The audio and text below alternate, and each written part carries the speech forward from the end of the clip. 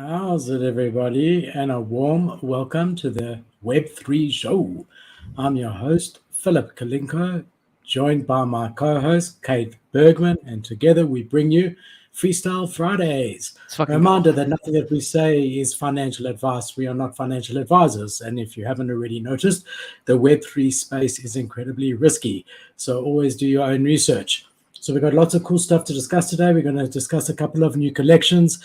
We're going to discuss Porsche. We're going to discuss DigiDaigaku villains. We're going to discuss Toshies. We're going to discuss a few other new projects that minted today. Also going to look at Night.swoosh that released, RTFKT giving its plans for 2023, and look a bit at Ethereum, talk a little bit about the Amazon news. So that's really what we're gonna do. If you haven't already, join our YouTube, subscribe. Makes a big difference with bell notifications on. That's me. And here is Cade. Cade, my brother, how are you? Bro, I'm doing good. I got a couple of videos done. I'm ready to post one of the videos that I had to basically refilm the whole thing.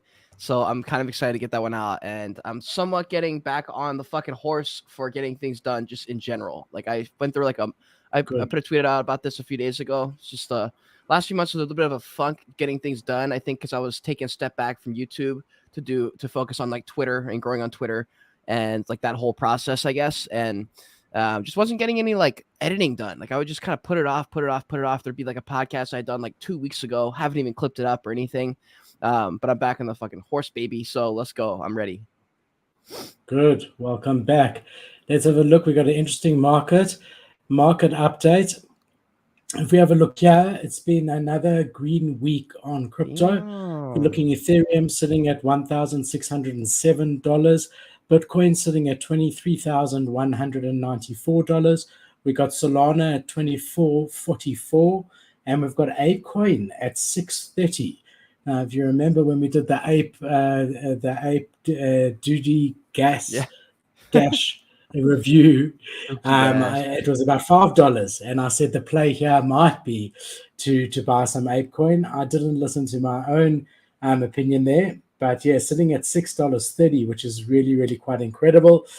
We got Doge at 0.08, AVAX sitting at 1865. So you're definitely seeing crypto doing very, very well.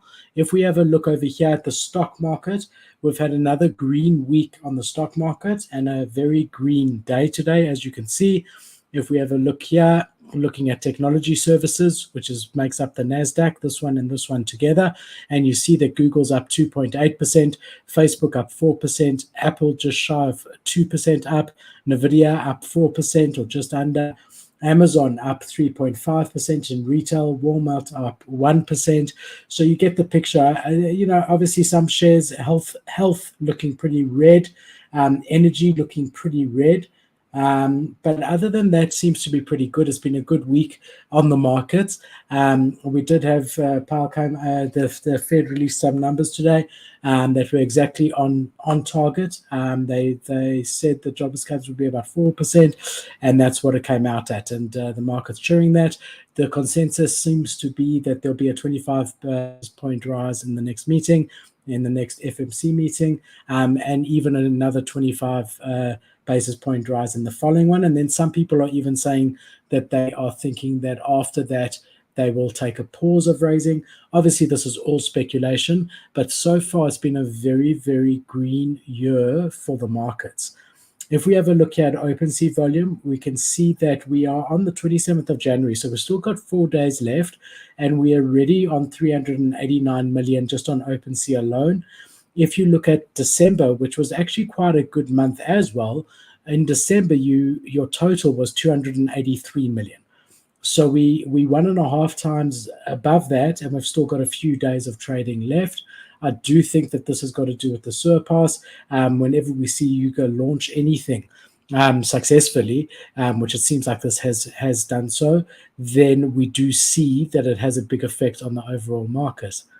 If we have a look at all the marketplaces, we see that Blur did 5 million in the last 24 hours, X2Y2 3 million, Magic Eden 1 million, CryptoPunks alone 1 million, Looks Rare 600,000, Immutable X 500,000, and if we add that all together, we get just shy of 30 million.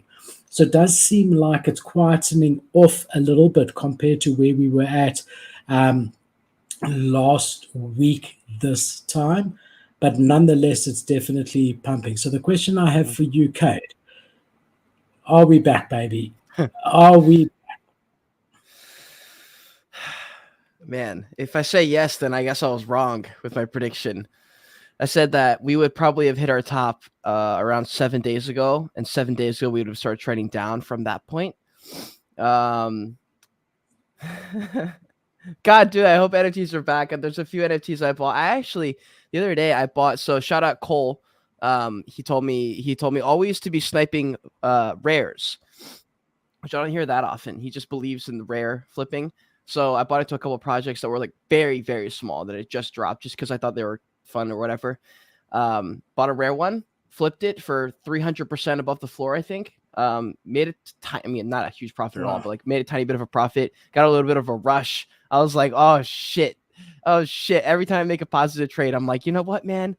Fuck it. I'm doubling down. But I was smart. I pulled my money out. And I let it sit on the sidelines for a little bit, and then I ended up putting it back to the bank account. And I feel like that's the only way I don't spend unnecessary ETH, dude. Like, I don't know about you, but if I have ETH in a hot wallet, no, you got to take it out. I agree. Dude, it's getting spent. All right, so Cade. So I didn't answer your question. Are NFTs back? Here's what I think. I think this entire year is going to be a lot of up and down cyclical nature, but I don't think we're going to see like a run up that's going to be like life changing again for a little bit. I just don't think like the macro conditions could make that happen. I mean, I guess it's always possible that we could just go soaring into just an unforgivable, just disgusting bull run again. But it seems way more likely that we would have just small pumps very similar to this that last a few weeks, then we die down for a little bit. And then it seems like Bored Ape Yacht Club is still basically in charge of how the market goes in general. So I'm not sure how long it is till Bored Ape Yacht Club's next, minor-ish announcement. But I don't know. That's what I think. I think it'll be very much like this. So I think we go down a little bit and then we come back up and then come back. Yeah, that's what I think. But is that trend line going upwards with its up and downs, or is it going downwards with its up and downs, or is it staying sideways with its ups? I think it stays sideways. That's such a boring take, but I feel like that's what it is. No, it's all right. What do you think? I'm also not sure. I definitely think like December was the first month that OpenSea actually increased in sales. So up until December, it was decreasing all the way from April. So from April to December, every month was less than the month before. December was the first month that was more than the month before. So December was more than November. And now we've continued that trend already with January by quite a long shot. So my feeling is that if we could maybe get a February that beats a January, then we can possibly be more confident that the bottom is in. Meaning that the lows were November and that the bottom is in. I think we do need one more month to show us that. So we want one more month of increased volume on OpenSea, and then we can probably say that the bottom is in. That doesn't mean that we're not going to experience what you said, ups and downs. It definitely, in general, to me as a trader, seems a lot quieter. Even though we're up, it's a lot quieter than what I remember. And you're seeing that this volume that we're talking about is made up primarily of about 10 collections. And it's not really, there's a lot of projects where they're not even getting a sale in a day still. So do I believe NFTs are back and we're back to where we were in January last year? No, I don't. I don't believe that.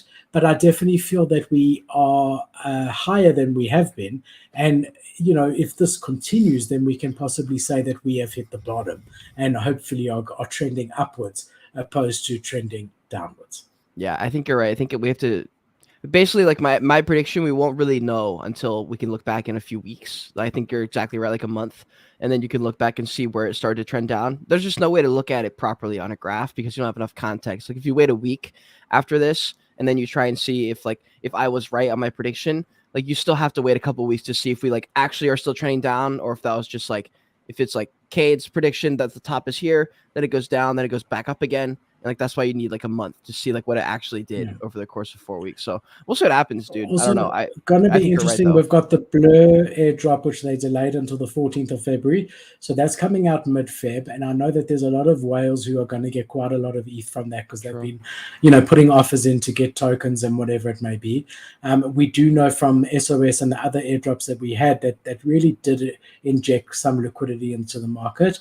So that's going to be interesting to see. And then we've also got the Dookie Dash game by Bored Ape Yacht Club finishing in Feb. Also about mid-Feb, and then they're going to launch their new stages. So there's lots of different stages, but that could also so this pull up that we've seen from Bored Ape Yacht Club could continue for a couple of weeks and months as they roll out their roadmap to Mecha Apes. So hopefully they play their cards right, which they usually do, and keep the market interested, and keep people getting profit and those people putting their profits back. But let's have a look what's been trending on the market. Just going to share my screen. All right, so this is the last 24 hours. We've got Pass at number 1 with a floor price of just under 3 Ethereum. They dipped slightly, and even their volume dipped slightly in the last 24 hours because the game was taken temporarily offline for some upgrades, and now it's been put back online, and then we've seen about a 9% increase in the last 24 hours. So that the fact that the people can play again, they've added stuff like you can buy boosts with ApeCoin in bulk now instead of one at a time, and a few other little tweaks. Then we've got a kit called Beast, which we covered in detail last week. We've got Other Deed sitting at number 3, which is really interesting because they haven't launched or said anything about their collection, yet they are still up 10% on the day and about the same amount on the week. We've got the Memes by 6529 still in the 4th place. There was a new drop today. I'm very worried about dilution. You can't just keep dropping every single day. It just doesn't work that way. So going to be interesting to see, but the lowest entry one at the moment is 0.42 Ethereum. We've got Mutant sitting at just over 15 Ethereum. We've got Bored Ape Yacht Club just under 73 ETH. We've got Donald Trump's NFTs doubled from last week when we spoke about them, sitting at 0.44 Ethereum, just under half an ETH. You've got Doodles sitting at 7 Ethereum, down 2% on the day. We're going to discuss why. And we've got Mutant Hound Collars in number 10 place at 0.74.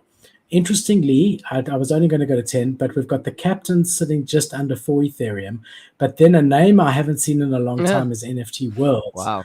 And they have jumped to 1.5 ETH.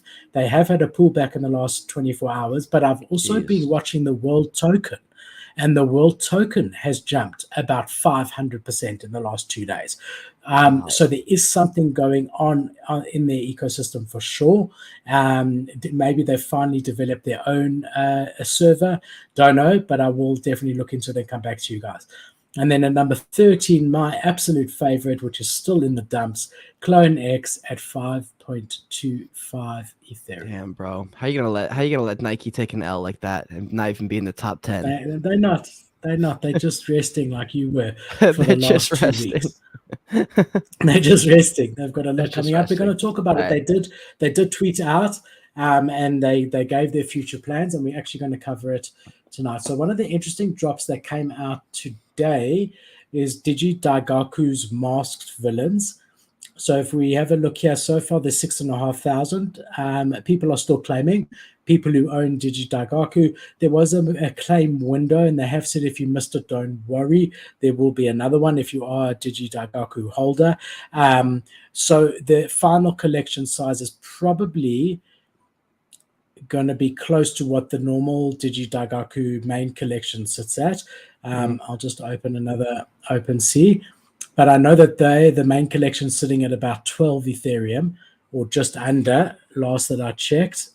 So the villains are obviously got more supply, so you must have been able to mint more. There were different quests and things like that, because it's only got 2,000 in the Genesis, and you can see the floor price is 11.5 ETH, and now they've launched their masked villains. It's always interesting to see what it's sitting at, the floor price, because that's quite cheap compared to the main collection, right? Yeah, it is pretty fucking cheap, actually. Let me see the art. again on the pre-reveal art? Interesting. Wow, it's quite a fucking difference right there, especially because there's only 6,000 items right now. They were the main topic of the NFT morning show. I wonder if these are gonna run like a delayed run. I think they potentially could. What's interesting here is, I mean, look, it's been very choppy, exactly like you said the market is. I mean, that's for the first day, that's quite, I mean, you could be trading this between 0.4 and 0.55, up and down, up and down, up and down. See, sales have slowed down, but the floor has stabilized. So all the paper hands are out. Sales have slowed down, but people aren't undercutting at the rate that they were. So yes, it is going to be interesting to see what actually ends up happening here with the floor price, and also what the end collection size is going to be. Because even once they finish this claim, they have said there will be another claim on it. Interestingly, the creator earnings or royalty fees is 10%, which is actually very high. And here you can see what I'm saying with the volume tapering off. You can see it's less blue box over there. And if we jump onto their website, you can see here, this is where if you're a holder, you could sign up for the whitelist. But then you go through to quest, and you have to have one in your wallet in order to be able to do a quest. But you can see here that if you have one, you'd go into here, and with the villain, they've got a whole story behind it and quests that you can do. Damn, bro. Damn. Did you ever look into DigiDaigaku? I did do I think I did a full review on them. If not, they're on the list for snap reviews for round 2, because I'm going to do a round through all the main gaming projects that are well known. But I don't know too much. I just remember, no, I did review them because they had that, like, whatever it was, some exorbitant amount of money that they raised in VC funding, some millions of dollars. So I was covering them for that reason, and I knew that Gabe was like an established game dude, expert person from the real world. That's what I gathered, at least. I didn't honestly do enough research to know if that was true. Like, I know everyone says that, and he's big on Twitter, but I feel like I need to do a bigger dive. No, so Gabe. He's a big Web2 gamer, but he's not very good on Twitter. So he's the sort of guy your employee that you keep in the basement, because but he's got 500,000 followers on Twitter, bro. Yeah, that's probably why people like controversy. You told me they do. The other mint that came out today, which we can look at together because I don't know much about it, is Shilly, the access passes. So I know the mint was 0.05 ETH. So sitting at about a 2.5x at the moment at 0.125 Ethereum. This was launched on OpenSea's launchpad, 3,500 units, 61% owner ratio, ready. And this was launched about 4 hours ago. Already done just under 400 Ethereum total volume. Yeah, so it's a lot. It's a lot of volume going on at the moment. Obviously, OpenSea is bugging out like it always does, but let's just jump into activity. God, the OpenSea really has been bugging. Yeah, they're trying lots of different stuff, which is good to see. You can see they went all the way to 0.2 ETH and now have pulled back a bit. Let's just have a look at the activity. Yeah, OpenSea is not happy at the moment for sure. Still some volume, but also, like you always see, tapering off quite a bit. Sell walls. It seems like it's going to be hard for it to get past 0.13. Just OpenSea is really not happy at the moment, hey? Yeah, I guess a happy camper. Yeah, you may have to refresh the whole page. 2 sales a minute over there. Yeah, I'll do that, and then we can have a look at the sales walls. And if you have a look, here's their Twitter, 35,000 followers. Brooklyn, New York. They've got a Discord as well. So I did read a little bit about it. I mean, we'll go to their website and read it together. But it's a music NFT. Reminds me of the Bored Ape Yacht Club. They've got some really cool teaser videos out as well. Let's just have a look if the activities come back yet. Okay, there we go. So we can see the sell wall. Not many. Yeah, so I mean, looks like it could go to 0.15 again quite easily. in the very, very short term. I do like the art, but it seems a bit similar to Bored Ape Yacht Club just because it's an ape. Yeah. Bro, that's I not don't enough really reward. like. That's not enough reward for the risk of buying it at 0.12. Yeah, I agree. I wanted to show you this video. For a flip, at least.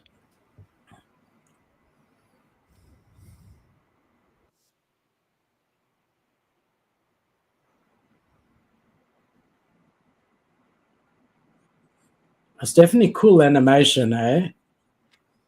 You know the audio's not playing, right? I think it might be. You might not be able to hear it though. But how's this animation? I mean, It's really proper. good. Yeah, that's really good. Yeah. So they're a music brand. But yeah, it's because it's so close to Bored Apes. I think that's kind of silly, unless it's his derivative, and like he has the IP rights to it. And that's why it is. It's exactly that. So he's a Bored Ape Yacht Club holder, and he's created a whole NFT collection with his Bored Ape, right? That's So if we jump on their Twitter, you'll see.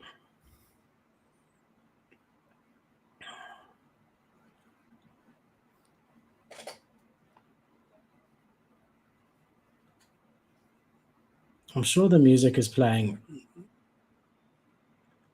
Okay, well, you get the idea. Really good animation. Obviously, I've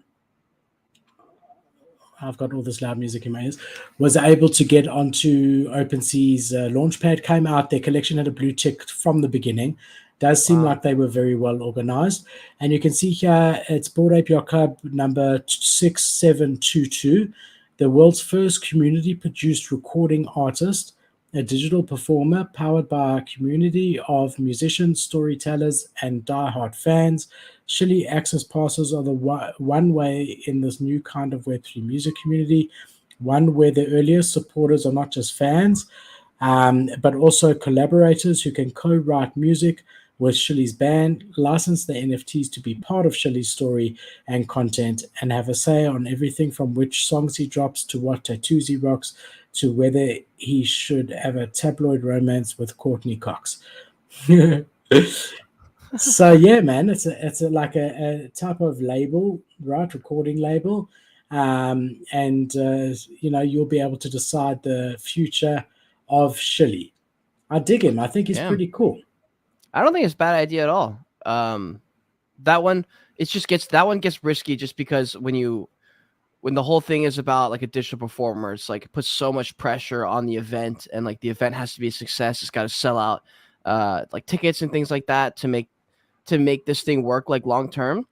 But if they got, I mean, the thing is, I feel like every single NFT project is the only thing holding it back is the funding. And if like you launch a project and you just aren't broke, then like for the most part, as long as you don't just stop, you can keep the train going, but like it's pretty much just about your budget. So if they're able to make the budget work and they can keep going and get sponsors and stuff and not have to pay for, actually, I guess it's a digital performer, so maybe not. I'm not sure. It's cool. Yeah, it's interesting. I mean, obviously, you've got to be interested in music, I think, to want to hold this long term.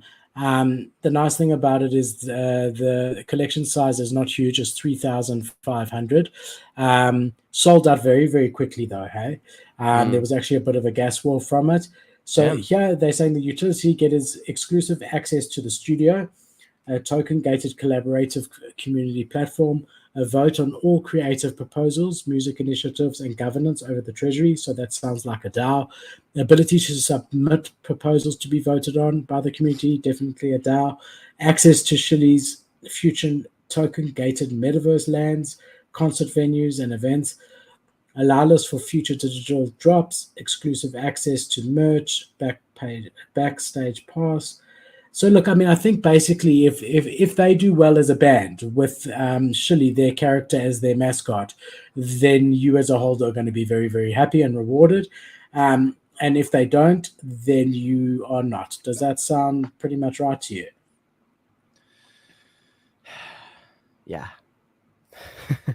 I was just gonna say these kind of things are cool. They just seem so early. I'm like, how are you gonna how are you gonna get enough interest to like have people watch this? But like I remember last year, I think maybe the year before, KSI, one of the biggest YouTubers in the world, but mainly the UK. He's got a crazy dedicated audience, and he like hyped up this big virtual event, and like everyone was just so excited, and there was just like it was beyond underwhelming, the digital event, because it's a digital event. It's like a digital performance, and like unless it's something that's like magical, like the Oscars, where people have been looking forward to it for years because of the historical significance, it's really fucking hard to like make that a cool experience, because it might as well just be a YouTube video you're watching, and you might as well just watch another video that's like not live, that you can control and you can know exactly what to watch. So that'll be really difficult. But I mean, if it gets a ton of interest to the point where the holders are stoked, I guess, like I'm not sure what your rewards would be, but I don't know. Like I'm not exactly sure how that would work, but yeah, I don't know. I mean, I think it's too early. Yeah. I feel like that kind of project's too early, but I'm down. Look, I mean, we have no other way to figure it out. It when people think outside the box, and yeah, I mean, I'm not. I just want to know how they're going to do it. I just want to know how they're going to do it. Just because, like, I'm down with the idea. Because if we don't have people trying to do the things, they'll never get done. But I would like to see how they plan to actually make that happen, like a detailed. I don't think it's just strategy. A digital band, though. I think they're an in real life band, because their team has got a drummer and this and that. So I think that this is just sort of their mascot, and maybe it's a, you know, they'll have physical concerts as well as digital concerts. I don't know. Yeah. Stand to be corrected, but definitely interesting. Interesting to see. It sold out pretty quickly. So yeah, it was today. So there's always a lot of hype. So let's see what happens in the next week or two with that one. Yeah. Talking about projects selling out never, we got Porsche. So this was the biggest flop of the week. They have somewhat turned it around. So let's start at the beginning. Porsche, we did a video on this show, Cade, you and I brought it to you about November time. It was super excited. And remember, Cade, we looked through the comments, bro, and there was a lot of FUD, like, why are you guys doing this? And NFTs are a scam. Do you remember that? I do remember that. Porsche's Twitter account. Yeah, dude. I covered it on Coffee Break a little bit. I thought it was pretty funny. And then someone changed my mind about it a few days later. Or no, later that day on a Twitter space, I was listening to different perspectives on it, about how maybe it works on the Porsche team with why this was dropped the way it was. So I'm actually pretty interested in chatting to you about this and hearing what you have to say. So let me give you my take first, and then you give me your take, and then let's look at the collection and where it's at the moment. So they came out. First of all, they're not even using their main Porsche account as their Twitter account, which, you know, it shows that they're somewhat embarrassed of their NFT adventure. They've got their own Porsche Twitter, has got about 2 million followers. They've created a separate Twitter account called ETH_Porsche. Still got 50,000 followers, which is a lot of followers, but still they definitely don't want to be too much associated with the main Twitter account, which I think shows that they're not really, you know, the whole Porsche team is not going all in on this. Right. Number one. Number two, they came out and they wanted to do a collection size of 7,500, which is a lot of NFTs. And on top of that, they wanted to charge 0.911 Ethereum, which is a lot of money to charge for an NFT, especially one that doesn't really have a huge amount of real utility. So even their website, I mean, you jump on their website here, it's a very, very basic website. This is a website that you'd see any NFT project. And I don't know, personally, when you think of a brand like Porsche and access to their marketing, I would expect more than this website over here. It really is like a basic website with not much going on. So they came, you know, they didn't really embrace Web3 in any way. They sort of like came in as if we are Porsche and we're going to do this drop and we're going to sell out. And they were put in their place very, very quickly. And they didn't sell out. And within a couple of hours of the mint, at that point, they had sold about 1,300 of the NFTs, and mint price was about 0.8 ETH. So it was below. The floor price was about 0.8 ETH, which was below mint price. They kept it there for a little bit and then released it. They're cutting the collection size. And since then, we have seen a pump, and then we've seen a bit of a retracement on that pump, which we'll look at. Now, if we look at they have updated this since I looked at it a few days ago. They have updated their website, they have updated utilities and roadmap. But before, it was just basically like, all of you guys, we're going to need your input. And you can help us co-create, a picture of a Porsche, which you can customize. So all of them come as this plain white Porsche with a unique number plate, which is just a number on it. And then there's going to be opportunities to customize it.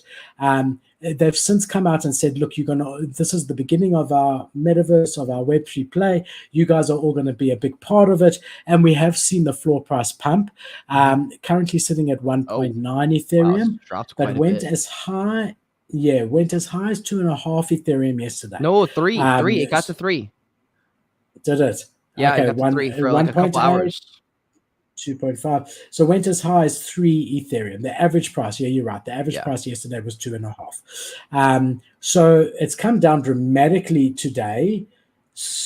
I mean, it's now at 1.9 from 3 ETH. That's almost 50% down.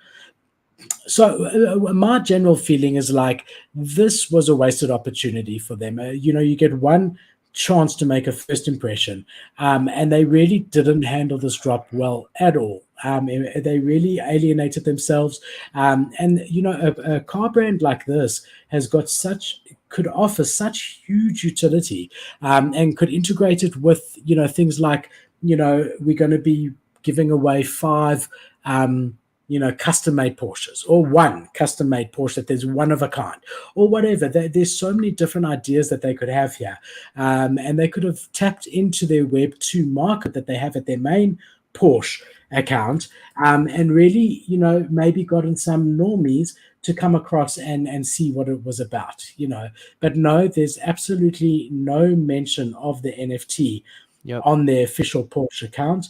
They've completely distanced themselves, and it just makes you question, how committed are they? Okay, here there is a thing here. November was the last time that they mentioned it here. November the 22nd was the last time they mentioned ETH.Porsche. So, I don't know, mixed feelings about it overall. I don't like how they came in the space, and neither did the market, because they couldn't even sell out a brand like Porsche. It came across as a money grab because of how much, a cash grab, because of how much they were asking for the NFTs. And now they've cut collection size, still raised $2.5 or $3 million, which they really don't need as a brand. So yeah, a lot of bad mistakes, in my opinion. That's how I feel about it. Yeah, I heard on a space, which changed my mind. If you go to their Twitter, actually, they made a full response thread. So it might be worth going through that. But also, I was on a space, and this guy who, I guess he had worked at companies like this, or I guess he knew how they worked, or I don't know. I don't even know if he did. Either way, what he said was actually pretty interesting. He goes, I think something we're not counting is that like Porsche just they literally just don't care. He goes, it's not like the CEO of Porsche. He goes, it's like some random dude who works somewhere within Porsche, who probably isn't even remotely close to the main people who work on the cars, at least. He goes, guys, this is like a project that they took on.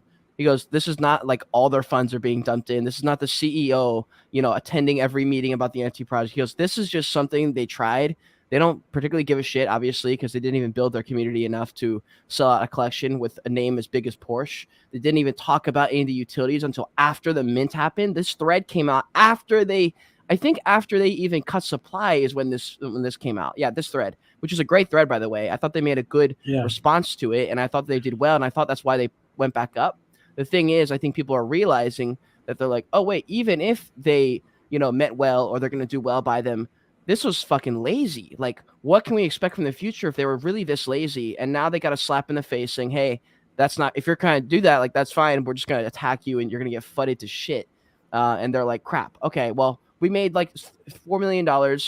Let's just throw a couple million and just see what happens. But like, the idea that the CEO of Porsche is like, we need to give back to the holders. Doesn't matter. I'm sorry. It doesn't matter whether the CEO himself is very involved in this or not. Someone high up signed off on everything that these guys did. The guy working there can't just put through what he wants. Everything had to be signed off, and they put their stamp of approval on it, that they can use their logo, their name, and that's what I'm saying. represents their brand. They particularly care about the NFT market like that. Like, I don't think they even know enough about it.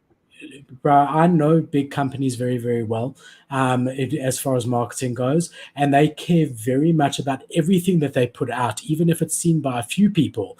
And this is seen by a lot more than that. They've already got 50,000 on Twitter, because it has to be consistent with their brand image, and it has to carry the same message as the main brand. And I do know that there's no way that this went out without someone high up approving everything, including the website, the mint price. All of that was decided internally and approved by the guys higher up. Nothing happens without that approval.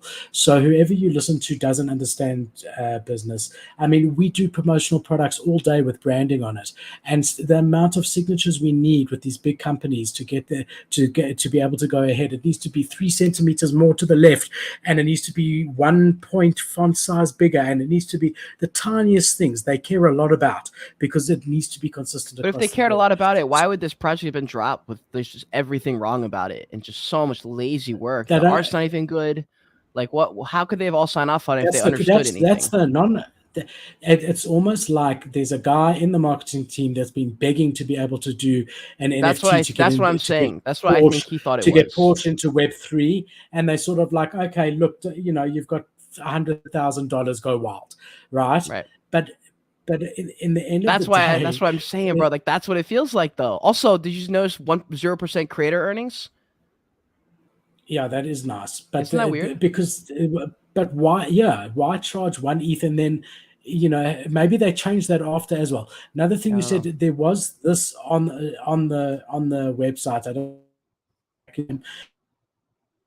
Hold on, your audio's cutting out. Or your connection in general. Can you hear me all right? I can hear you now. Okay, it looks like you're back. Yeah, I think you're lagging, but you're good now. Say something. Testing. Okay, we're back. Testing. I can hear you. Good. Yeah, I see that I've got a internet connection warning. The power just came back on, so everyone's internet around us just got booted up. Now we've got a full inverter backup system, whatever. So we were alone until now, and now everyone's internet in the whole neighborhood in the metaverse is busy loading. Let's fucking go. Let's go. Yeah. Okay, so here they're saying benefits for holders, behind the scenes access to the world of Porsche starting February 2023. This will be eye-level conversations with Porsche insiders, guided by who you would like to speak to: designers, engineers, racing drivers, ambassadors, artists, or Web3 partners. Okay, that's pretty cool. Benefits for all holders: co-creation of Porsche's future in Web3. We'll be utilizing virtual co-creation workshops with Porsche's core team. So basically, they want you to give them ideas, and you have to pay 1 Ethereum to be. You know what would have been so much better, dude?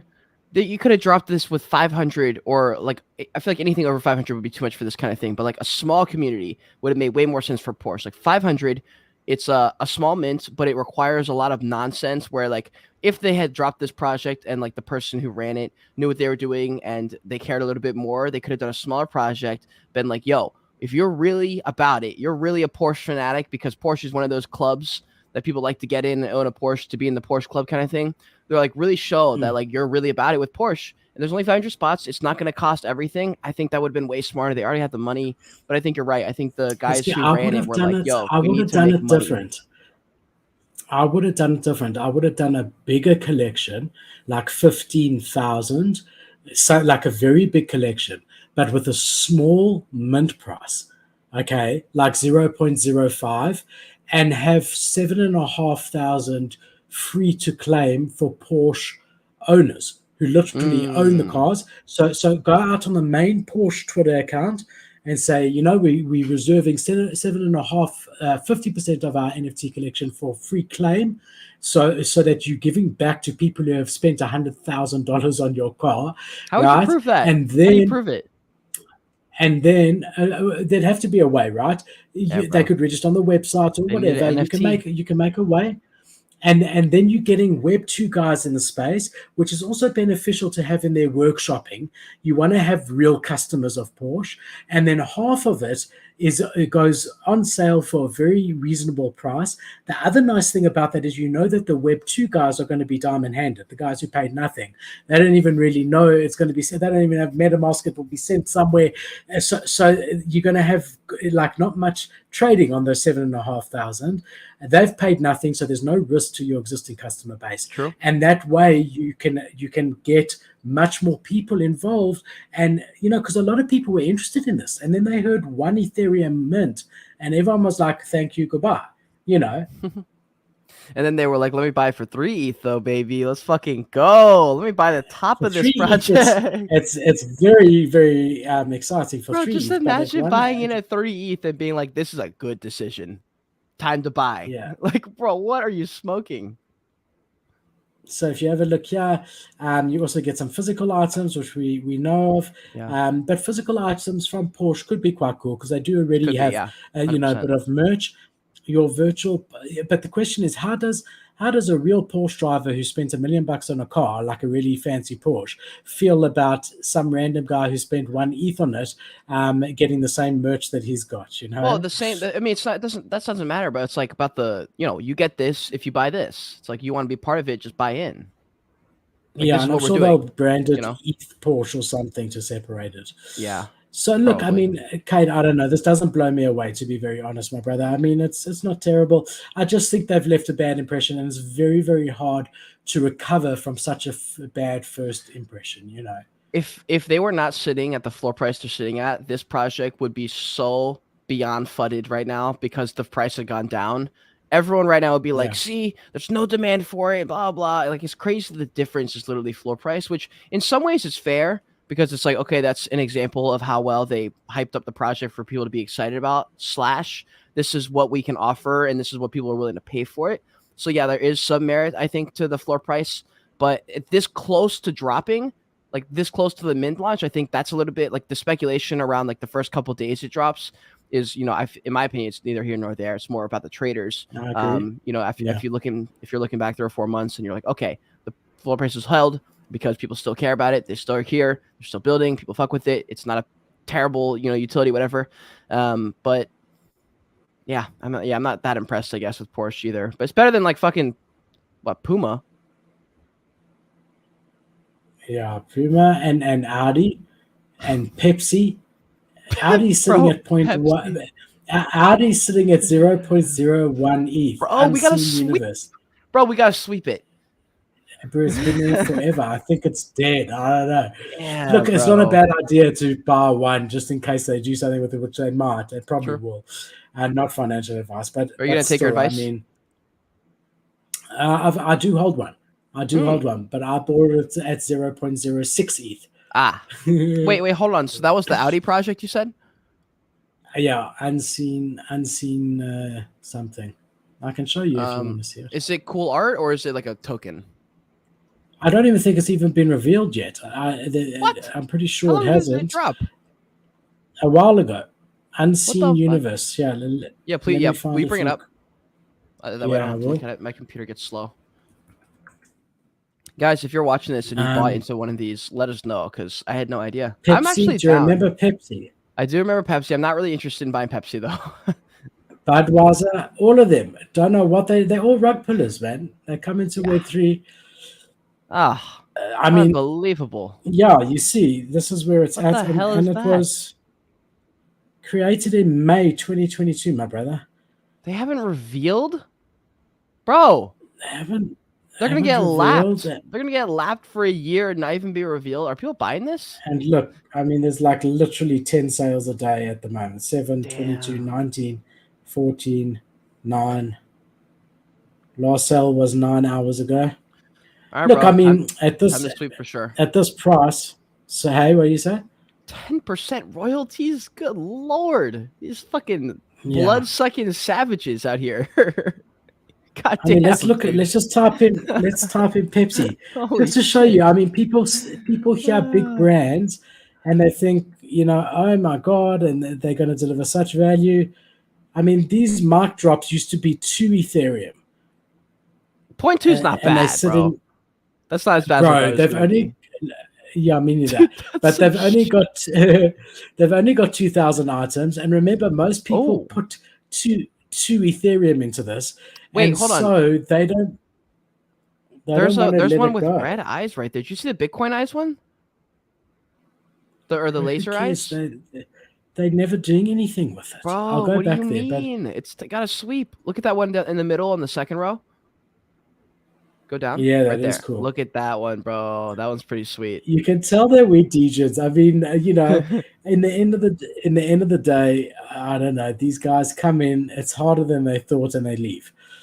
True. Yeah, that's pretty much how it goes. Just fire out a couple. I do like the laser every eyes. few weeks. I do like the laser eyes for sure. Yeah. This one is even rarer, hey? Because you can see the rarity is here. That's a 4%. Nice. And your one is a 12%. I mean, we had Dolce & Gabbana, bro. I mean, just looking at big brands. Yeah, looking at big brands coming into Web3, making a big noise. Again, bro, you must remember when these guys minted, it was a bull market. Ethereum was $4,000, and the mint price was like 1 ETH, 2 ETH, stuff like that. What do you get from these? 0.1. I've got no idea. But if you have a look here, bro, I mean, average price was 29 Ethereum when it launched. What? And it's slowly 29 Ethereum. Okay, but there's only there's only one sale there. Okay, so that was just some liquidity, some volume. Okay, fine. Average price 1.1 ETH. Okay. The first day, then 0.8, 0.6. How's the art? Here's a day of volume 0.8. How's the art? I mean, who did we see? Game of Thrones we were excited about. Did you see how bad the art was? I will forgive a lot of shit if there's good art. If there's good art, I'll forgive a lot of shit, not gonna lie. Oh, what the fuck? Because like if you get nothing, at bare minimum you get a social identity that is the NFT, like you get the JPEG. But if you don't even get a JPEG, like that's why I'm a big fan of like PFPs or characters rather than tokens. I just think you don't get anything unless the token that you get also is backed by like a physical, so you're gonna get one in the mail where it's actually really cool. But other than that, like those tickets or the coins or like those are just so boring. Like, don't you want to like rep it? Like you can't rep a coin, like not yet. Maybe in the future when you're in the metaverse, you can rep a coin somehow. But like for now, like you pretty much need a character. If you don't have a character with personality, then like you're not gonna buy it. So that's just my opinion on it. But goddamn, 5 million followers, 5.4 million followers. I wonder how many people go to spaces. They're doing spaces. Isn't that crazy, bro? 1,000 people. And they're promoting it from their own. And they're promoting it from their own accounts. I mean, at least they're doing that. Interesting. So who knows? Yeah, bro. Let me get some Dolce & Gabbana.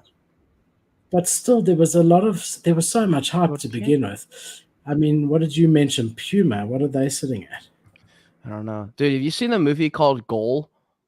Santiago Munez? No. OG movie. Super OG movie. Oh, okay. Well, she mentions Dolce in the video, so every time I hear Dolce & Gabbana, I think of that. Oh wait, I remember these, bro, because we were talking about buying these. So, bro, the only merch I've received except for my Bored Ape Yacht Club merch was my hoodie from these guys. Wait, what about Joyage? I sent you another shirt or something. I haven't received your first one. I haven't received your second one. What the fuck, bro? Did you send me? Did you really send me a second one? Bro, I shipped you the second one probably a couple of weeks ago. You remember? Because like we were talking about it, and you were like, "Can we figure it out?" And I was like, "I'll just send another one." So I shipped it. So there must be something to do with your address. Do me a favor. Just give me the DHL numbers. I'll track it on my side. Because what I've noticed, what happens is that when it comes into locally, it loses its DHL number and gets a local tracking number that you then have to follow it up and see where it goes. So I'll send you that. Because I shipped DHL, I'm making a note. Thank you. So I mean, I've got the Capblocks hoodie. It's really cool. It's a Puma hoodie, and it's got the Capblocks logo on it. Yeah, is it actually I would cool? get it, but Bianca might be sleeping, and it's in the room. Is it worth like would you pay $50 for it at a shop? Yeah. Oh, sure. Okay, not bad. Cool. It's nice. Yeah, I mean they're good with branding. Their clothing is nice. They're like they do. That's what they do for like every day. Yeah. But it is interesting to see these big Web2 brands coming into Web3 and thinking that they're going to take over, and then that's like pretty tough, and they tend to to give up pretty easily. So it's going to be interesting. There was another one that was on the another one that was on the OpenSea launchpad a few days ago that sold out in seconds and caused such a freaking gas war. I don't know if you saw this one, Toshies. Did not. I missed this one entirely. Okay, so they were all over pre-mint and alphabot. And again, they were dropped on the launchpad. Their mint price on this one, I think, was 0.7, if I'm not mistaken. It was either 0.07, sorry, or 0.05, one of the two. I think it was 0.07. But there was such a gas war, bro, that it felt like the good old days again. So I had whitelist. The floor was sitting at 0.25. The mint price was 0.07. And as you're on the OpenSea page, you're just seeing like 20% minted, 50% minted. So I just max gassed it. I paid 0.1 in gas. Fuck. So I was in for 0.15 and I sold out at 0.25. But it made me feel like the good old days, my brother. It was like gas wars. It was so cool. It was really, really cool. So they have pulled back since then. They're now sitting at 0.135. So you can see here, average price on day one was 0.247, and there were 3,000 sales on that day. Already done 1,000 Ethereum in volume, a 5,500 collection. The next day, 779 sales. The day after, 490. The day after today's not finished yet, and 370. So that number might be higher than yesterday because the day is not over yet.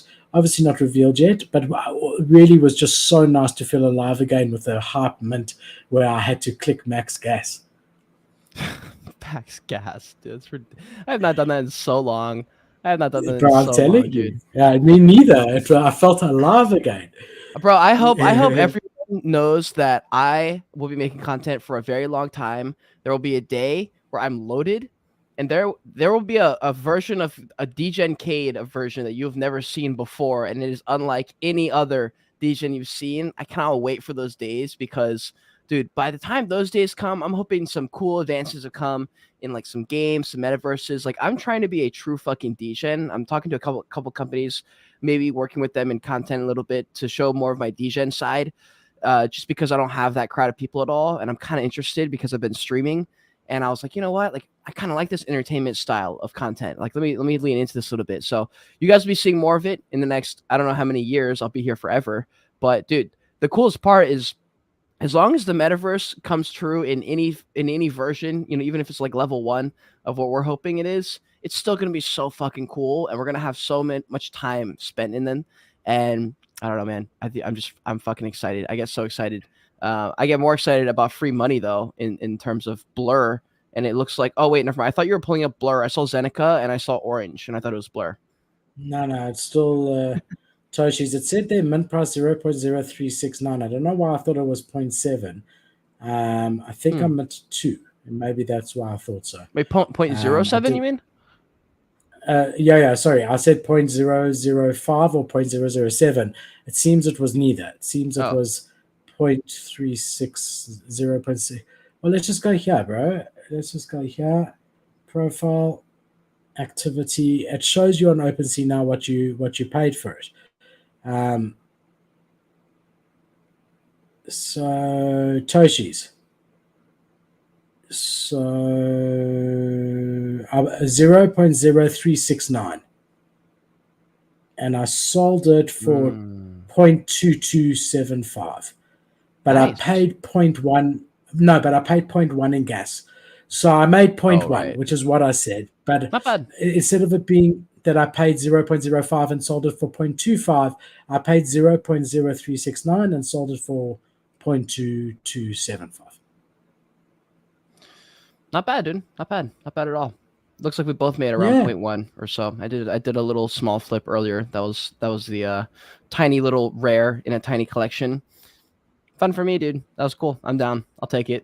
I'll take every single win possible. Hey, Janix, what's up? Sorry, man. My comments were closed on my window where I see Cade and me. Oh. Weird. Okay, I'm not going to start going upwards, but how's it, Janix? How's it, everyone? Thanks for joining us. If you're enjoying the content, like and subscribe. We come to you every Friday, same time, same place, to discuss NFTs, crypto, and Web3 news. And speaking of the latest news, let's get into some NFT-related news. We got Doodles 2 being teased out at the moment, going to be on Flow. So if you have a look here, I hate it that all the tabs I know, reload. dude. Right, so that happens only on Twitter. All right, so if we go here, I'd already come down to here and done all of this for you guys. Guys, Philip was unprepared. Philip is pretending like he had it all figured out before. What he really did is he threw this all together the last second. Yeah, here we go. Here's the video. There we go. Yeah, I don't know if it's there he is. Exact one, but even that. I still can't hear anything, by the way. I also can't hear anything on this one anyway. Oh. Sometimes that happens because it's muted. Yeah, hold on.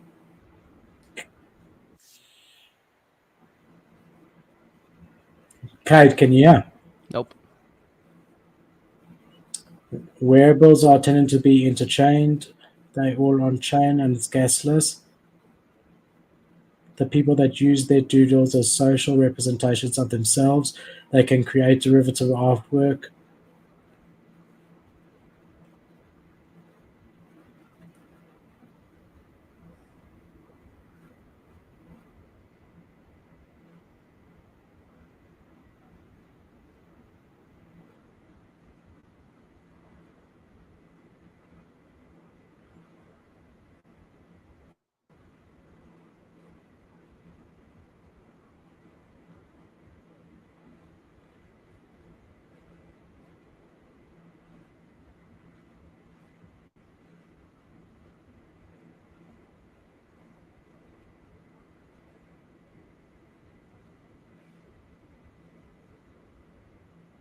Okay, so they chose Flow blockchain, no gas.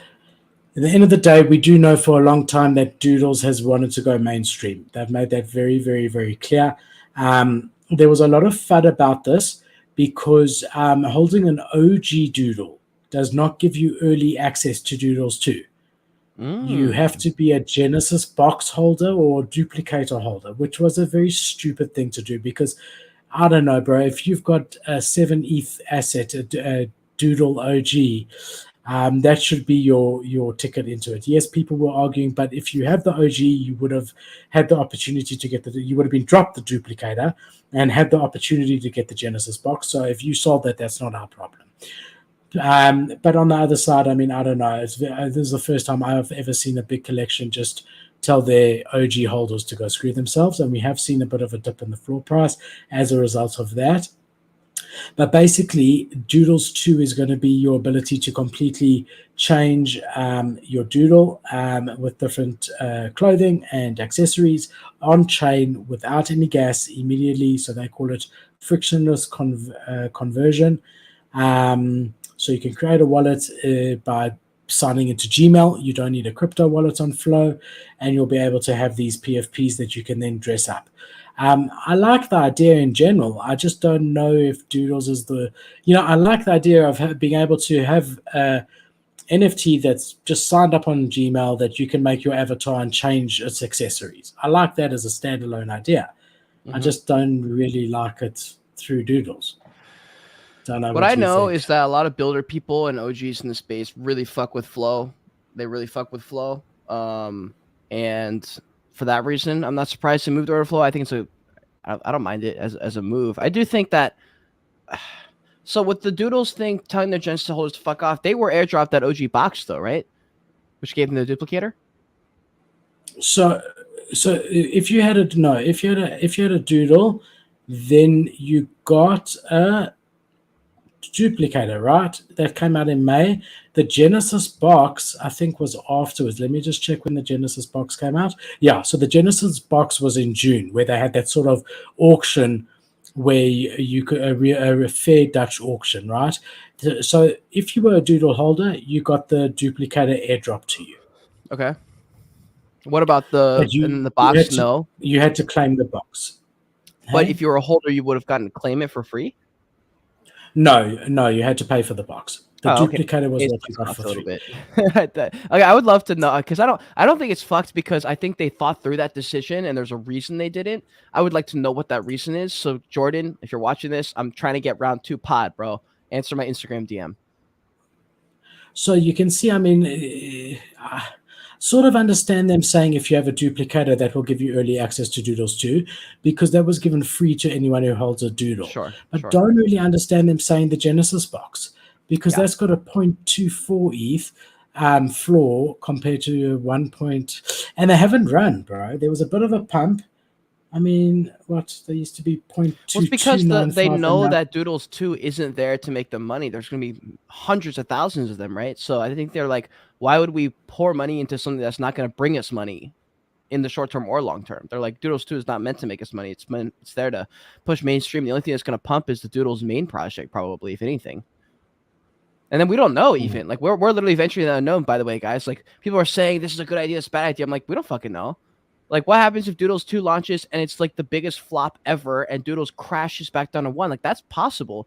It also is possible that it's the biggest success of all time and now Doodles has replaced Bored Ape Yacht Club because so many people know about them now. And then we see a cute project meta and then Pudgy Penguins flies, Sappy Seals flies. Suddenly we're in the middle of a fucking huge bull market again. Like, literally anything can happen at any 24-hour notice. So for people who are here every day, probably terrible for your mental health, but like, you know, we're doing what needs to be done because we're not going to be fading generational wealth out here, not in the Web3 show.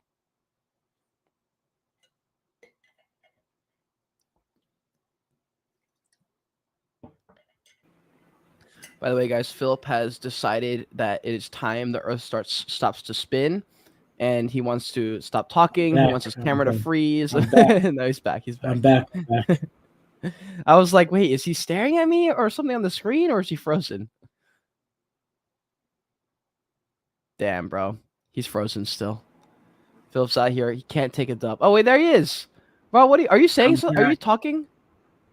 Yeah, I'm just trying to figure out why are you there? Why some are selling for 3 or 4 ETH when the floor is 0.1? Oh. Okay. Don't know. The rarity. It's got a rarity. It's got a rarity. That's why. You gonna pick up one of these things? No, but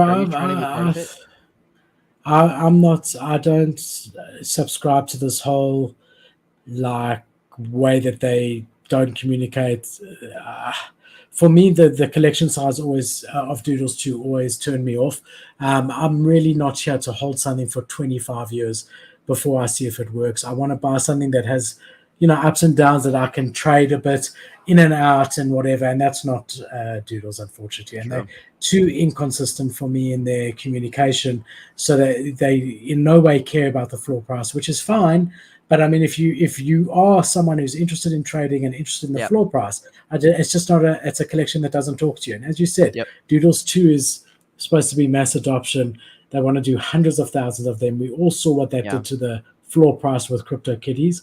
So yeah, holding. I mean, it's one of those things that like the Doodles brand will likely continue to keep building because they've made so much money. It's disgusting. Like they have an basically unlimited amount of funding. They can keep going. So it's like one of those things that they have the ability to not push for money stuff, which in my opinion, like I feel like this is something that Gary Vee would be stoked about. Like I feel like Gary Vee likes this approach that they're taking or at least is interested in it and how it's going to do, because he also is doing things that aren't actively directly impacting the floor price, but it's actually building the brand of VFriends. When he does VCon, that is a fucking expensive venture, probably losing money on that even, but it's important for the brand, which macro should build a brand, which should bring value. That might not be money. It might be opportunities. It might be something where like one day it's big enough to where he's gotten so many sponsors and rewards and everyone wants to work with him that like every single VFriends holder gets free access to this, fucking amusement park that he's making or whatever the fuck it is.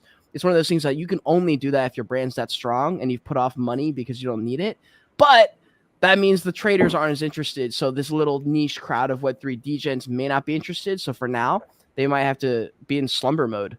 Also, I just noticed that your shirt never sent the second one. So I'm just going to resend the second one. I'm going to confirm with you before I send it that the address is right, but I have this thing pulled up, so I'll just resend it after the show. Okay, and send me that first one's DHL number again. Let me try True. track it my side. Okay. Because this Puma one, they sent me an email and I went to track it and I had to get a new tracking number. It was at a post office 2 hours away from me. So I don't know. I had to contact them and ask them to send it to the post. So let me track it and see. I live in South Africa. Unfortunately, the post system is like a bit of a joke sometimes. But yeah, we'll talk after the show about that. I appreciate it, Kate. Thank you, my bro. But also part of the, I agree completely with, I really like your comparison between VFriends and Doodles. I've never looked at it that way, and I think that you are 100% right. 100% right. So Gary Vee is exactly doing that. He's building a brand with mass appeal, which is great for the NFT collection. But if you think of VFriends Series 2, that's 100,000 NFTs there. Bro. Yeah, that one's tough. That's a huge amount. And yet that didn't bother me about still being so bullish on Gary Vee. So why am I so bearish on Doodles when they're doing the same thing? And arguably, you know, they've got, okay, not the Web3 experience of Gary Vee, but they've got Pharrell Williams. They've got, as their brand ambassador, they've got their CEO is Billboard, isn't he? I think so.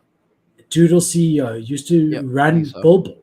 So a lot of music connections, a lot of Web2 experience. So it's an interesting, it's a very interesting point that you make, and it's definitely if you still need money, dude, like, like if because for example, if VFriends went to zero, like he's like, I bet, like Gary Vee would literally put out a tweet and say bet, like he would be pumped because he would just know that on a long enough time scale, he's still gonna win, which is like why there's like certain people and brands that I'm just down to just ride with. Because I'm like, bro, they're going to keep going.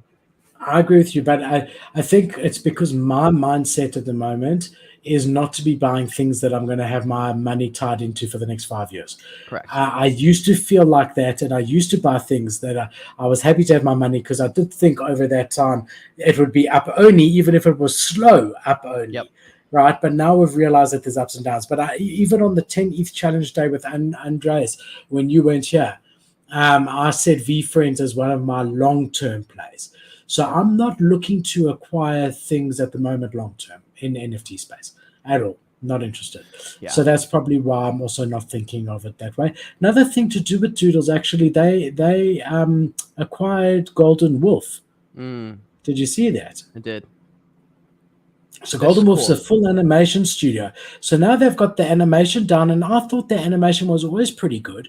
And now they've definitely got the music down with the Billboard CEO Pharrell Williams.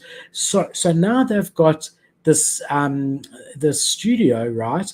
And this studio has worked on like Rick and Morty and like a lot of the really, really good stuff out there. This is huge. This is really cool for me to see this. Yeah, it's a big deal.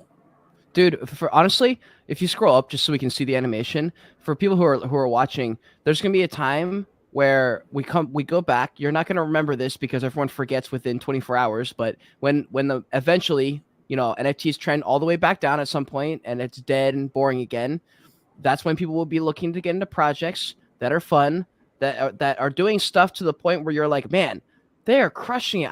I want to be a part of that again. Like for a long time, I didn't care to be in Doodles. But the amount of work they put in, the partnerships they've had, the stuff they're coming out with, the animations I've seen, it makes me feel a little bit of FOMO because you're like, look, there's like 15 projects that are worth buying at any given point. And of those 15, probably 5 of them have done something in the recent 6 months that make you think of them. And when when whales especially are choosing to pick into projects, they're not looking at every single one. They're looking at Pudgy. They're looking at Doodles, looking at Bored Apes. There's only a few handful of projects that are like doing anything remotely interesting to where you're like, man, I'm trying to be part of that club. They're on a road that I'm not on, or they're on a train that I'm not on yet. I need to get on. And like, that's where these kind of partnerships matter. Even though this isn't bringing money straight into these holders' wallets, they're like, God damn, they just signed with this. Look what they put out. Like, look at this commercial. DigiDaigaku is doing a Super Bowl commercial. Like, that's wild shit. And like that eventually will work its way back. I just don't know if it's going to be in the form of like money in your pocket, which is why I threw that out my head out the window a long time ago. I just said that's not going to be the thing I think about, even though it'll deter me as a trader, I think. Yeah, so exactly that. I mean, short term not interested, long term starting to be interested. So it does confirm here. Doodles CEO is Billboard's former president Julian Hogan, and then Pharrell Williams we know is their chief brand officer. They raised about 4 months ago, and we did bring this to you. They raised $54 million with Reddit co-founder Alexis Ohanian, and that put them at that stage at a valuation of 700 million, and that was still in the bear market, by the way, whereas most other people's valuations were in the bull market. So, yeah, I mean, they're worth at least $500 million, which is quite impressive. Jeez. So, yeah, I mean, definitely interesting, and you can see the strategic moves that they're making. Let's just call a spade a spade. The music side is now tech. Now they've got this company that can do animation for them, an animation studio. So that's tech. So you can see them rolling out like a kid's cartoon very easily with great music. You can see them rolling out music videos with big artists because of the Billboard connections. Yeah, I mean, there's a lot of future here that you can see that they've got a plan. And yeah, I don't like how silent they are on Twitter, but again, they're not trying to pump the floor, so they may be intentionally not wanting to misuse it. Very interesting. It's being run more like a company than a Degen NFT project, which is They just don't bugging give a all fuck, dude. Degens. They don't. That's why I think that's why they're Yeah. not as active on Twitter. I think if you're super active on Twitter, you have to constantly put out fires. And I think because they're not, they can just say fuck it. We're doing this, and we know it's gonna piss off a ton of our holders. And everyone's gonna be mad for 24 hours, 48 hours, and then no one will care. Like, I mean, how many times has Frank said something? Everyone of Twitter blew the fuck up for 48 hours. He's on Spaces, and then nobody cares again. And then he does it again 4 weeks later. Like, nobody But cares. I don't agree. Like, if you're in the Web3 space, which Doodles started as a Web3 project and is now going the Web2 sort of route, right?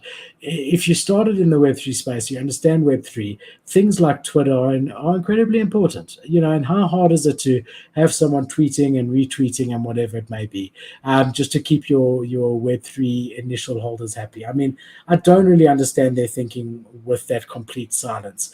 And then you got Poopy on his personal one, tweeting out official Doodle stuff all day because Doodle's not, and I mean, it's ridiculous. They're a Web3 company, Doodles. They didn't exist before NFTs. They've got a Twitter.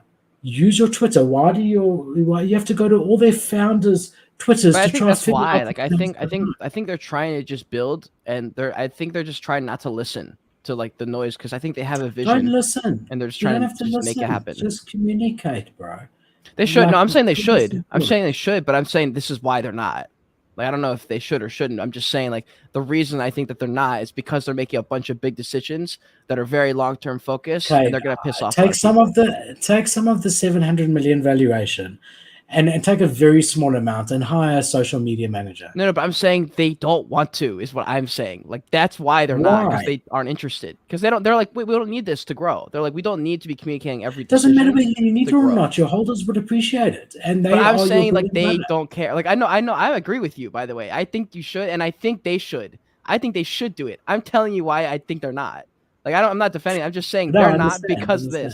this, because they don't care to respond every single time.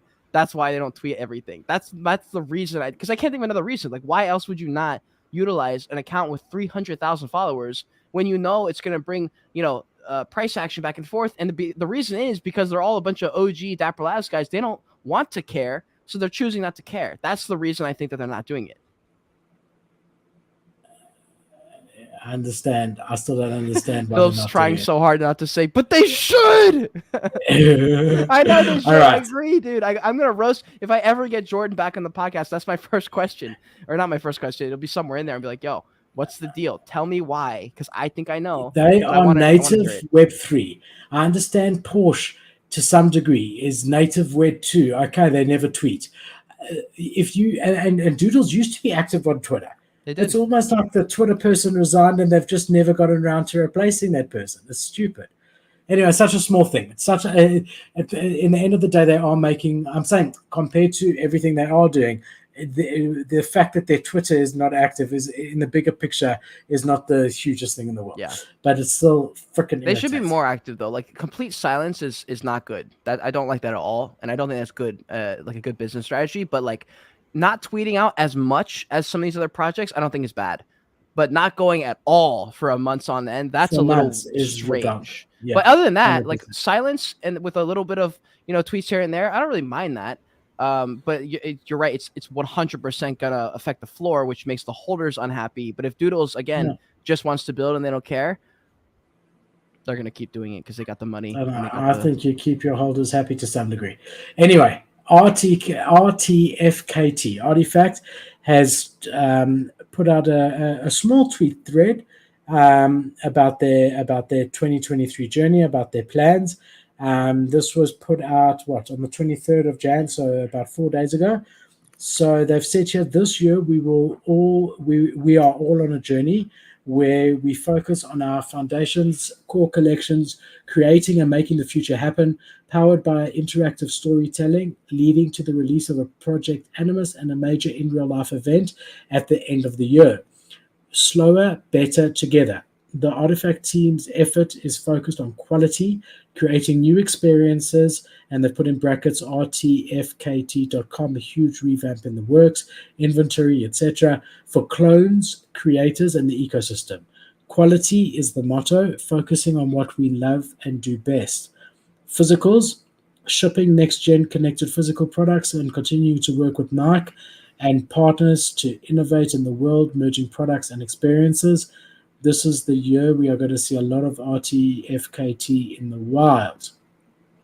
Eggs, as we start to reveal more about the lure of the Animus and the community participates in the story, you'll discover some of the insane work going into the next gen digital collectible IP. So that's the eggs.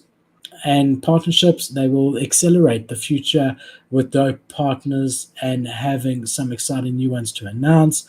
Pod burning. So this I think actually happened. The campaign to Exodus, is starting from tomorrow. It's the key moment for the journey to start. No mint, you choose what to do. Details on how it works over here.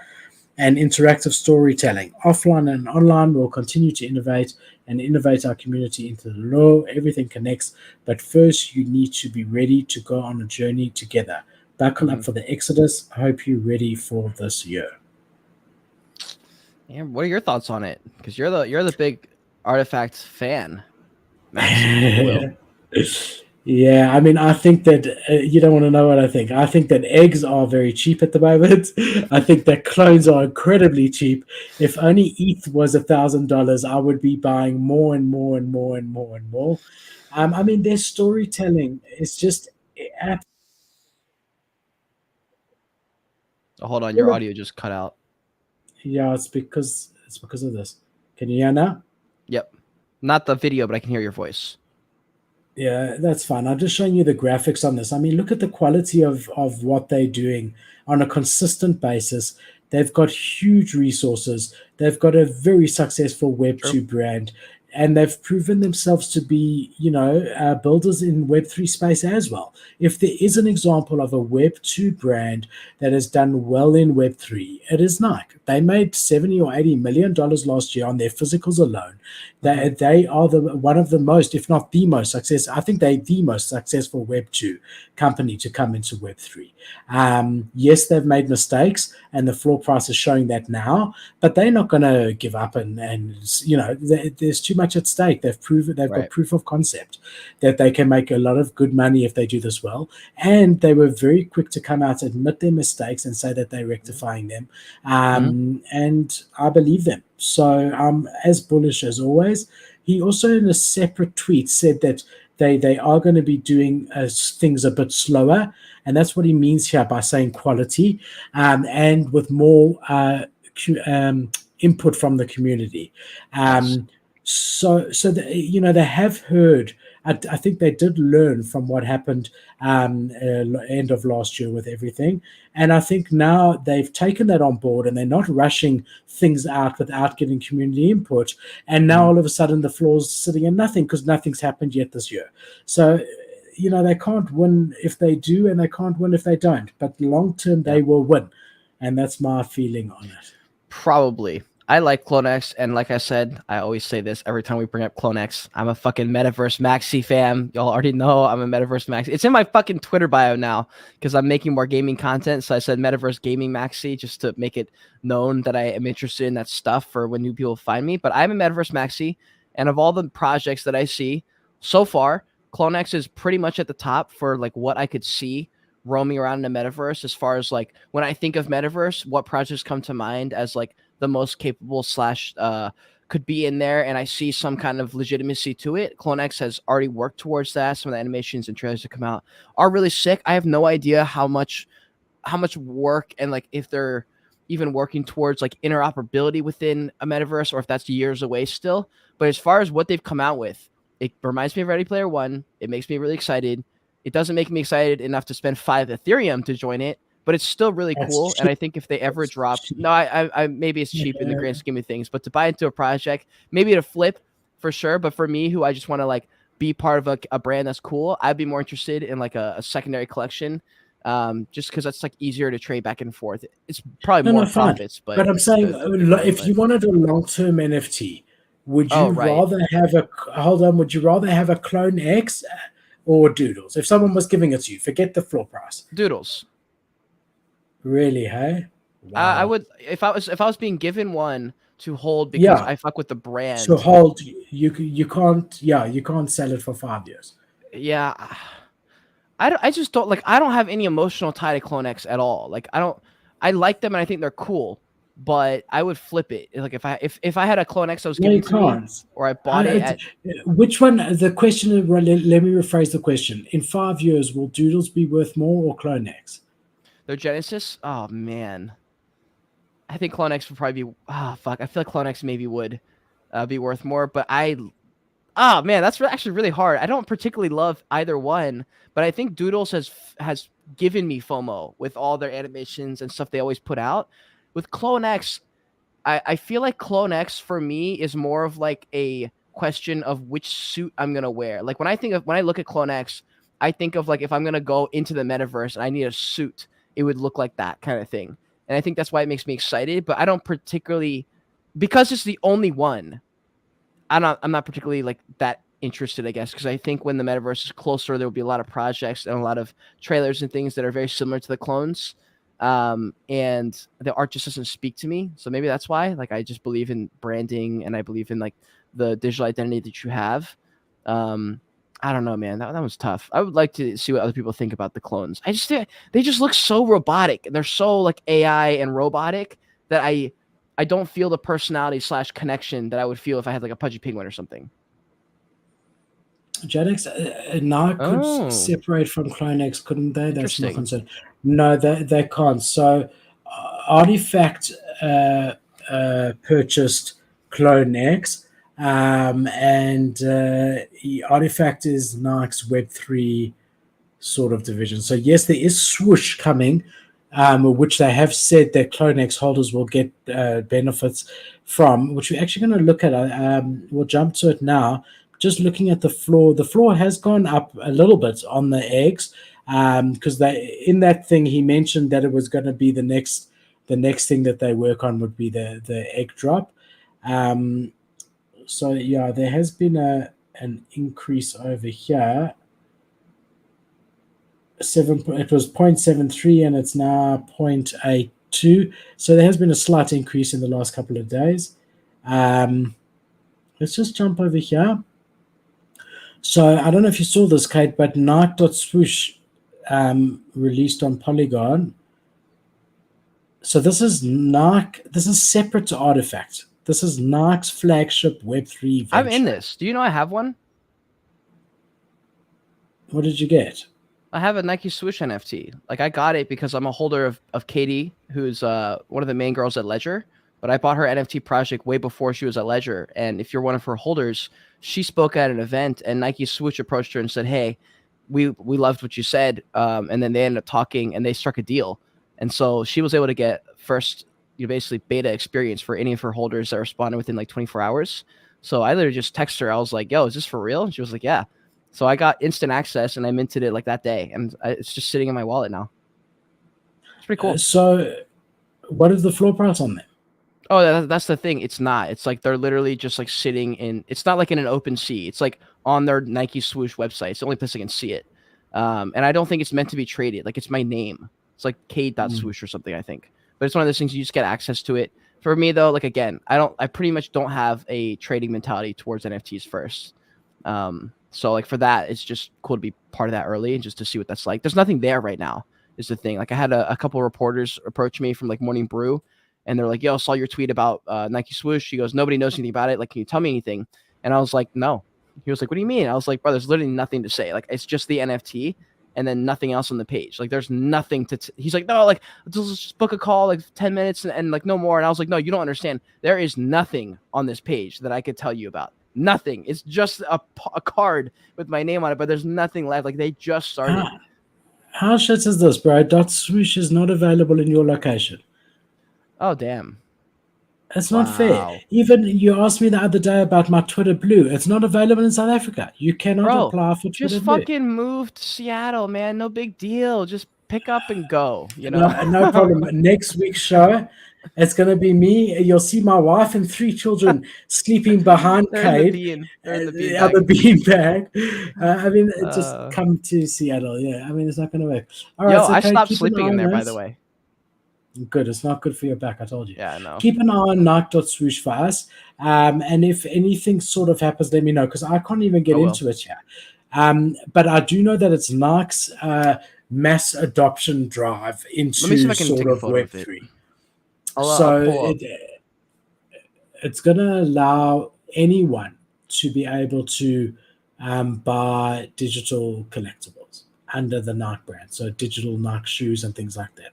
It's going to be different collections than what you are seeing through Clone X, and it is going to be interesting to see what benefits, if any, Clone X holders or artifact holders get from it.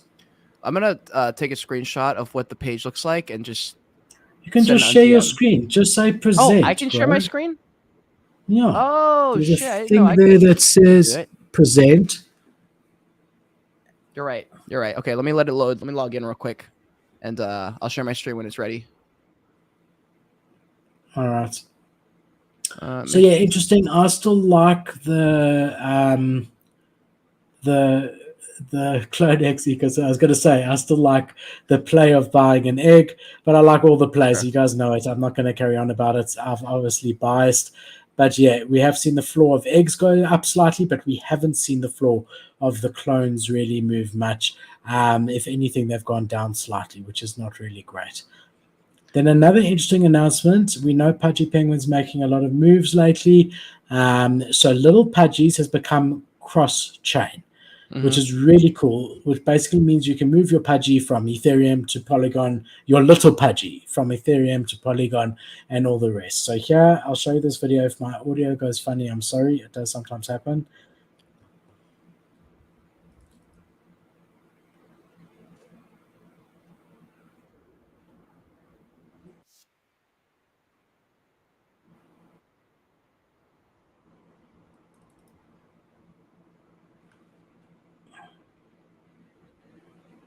Now they're in a different world, on a different chain. It's gone from Ethereum to Polygon to Aptos. How cool. So you can now move them across different chains. Spread our vision to other ecosystems, starting with Arbitron. Sorry, not Aptos. Arbitron, Polygon, and BNB.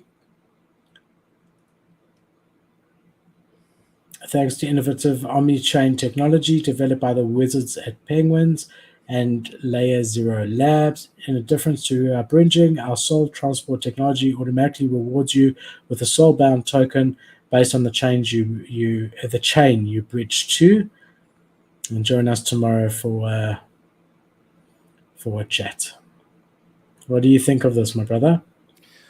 I'm down, bro. And it's interesting. It's funny because I remember when Luca Nets and holy shit. I remember when Luca Nets and Frank were both talking and they had some synergy exchanged, I guess. And they were like, we're both going to do something. It's going to be really cool. We're talking about this big thing. This is that big thing, I think, because they both have now bridged over to other blockchains within the same month.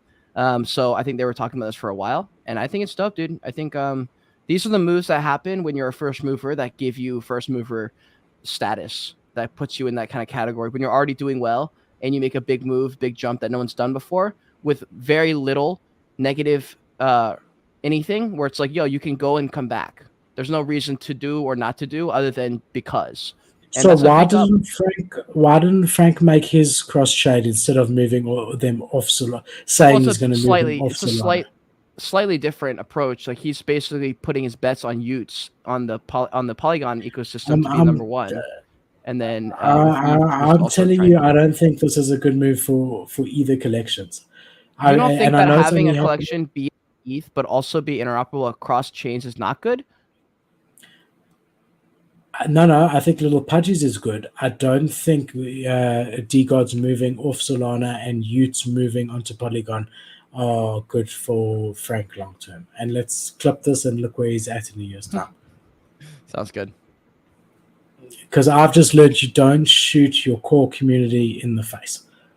Same as what Doodles is doing at the moment by not tweeting, not looking after their Web3. Yeah, it's possible. So Frank's shooting his Solana maxis, the guys who made him who he is, in the face by and having nothing on Solana and moving off it. Either way, Pudgy Penguin's floor continues to rise. It dipped up a bit and now it's come back a bit. Yeah, looking good. I mean, listen, they've had a huge run up in the last month, hey?